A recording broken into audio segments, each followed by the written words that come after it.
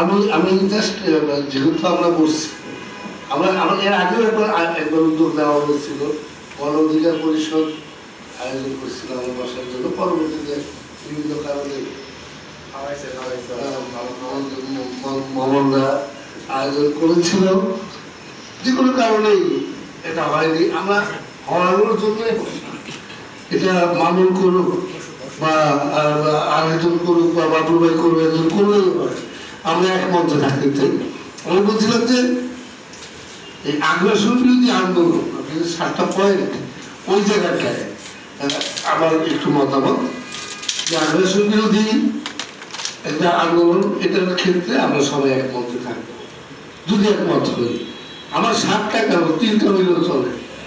আমরা জুলাই অভ্যুত্থান যেটা, এটার স্পিরিটকে কিন্তু লালন করতে হবে, এই মোর্চাটা এটাকে আগায় নিয়ে আসতে হবে। আগে এটা এরকম একটা গুরুত্ব থাকতে হবে যে এটা একটা বিষয়, কারণ বাংলাদেশের অনেক রাজনৈতিক দল এটাকে এখন মানতেও চায় না।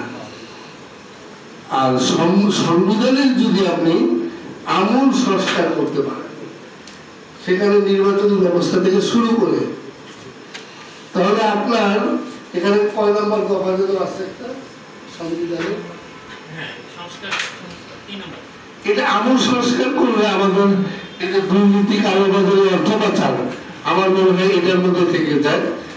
আর আরেকটা দাবি যেটা জোর দাবি দেবো, জুলাই হত্যা সহ, শুধু জুলাই হত্যা না,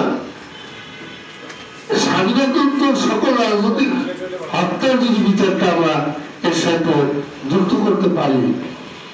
আর বেকার সমস্যার জন্য বলছে যে আমরা যুবনের দল, এখানে আমাদের সাংগঠনিক একটা সুস্পষ্ট দাবি ছিল যে দেশে 500-র উপরে উপজেলা আছে, উপজেলাকে যদি শিল্পাঞ্চল করা হয় এবং প্রত্যেক উপজেলাতে যদি 10,000 কর্মসংস্থানের সুযোগ করা হয়, তাহলে 5 কোটি প্লাস আমাদের এই শ্রমিক যুবক দরকার হবে।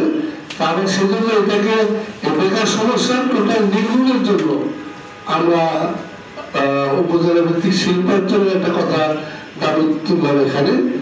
আর নির্বাচনটা তখনই আমরা চাই যখন নির্বাচনী সমতল মাঠ হবে।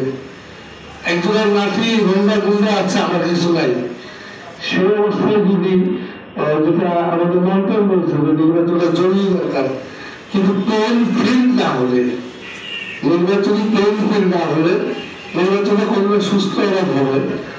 এই জায়গাগুলো একটু চিন্তা করা। আমরা চাই অবাধ, সুস্থ, গ্রহণযোগ্য নির্বাচন, এবং নির্বাচনী যে আইনটা থাকবে টেকসই আইন, মানে প্রতি 5 বছর পর কমিশন গঠন না, একবার একটা মজবুত টেকসই আইন করা হবে। এই আইনের আওতায় আগামী বাংলাদেশ চলবে। ধন্যবাদ।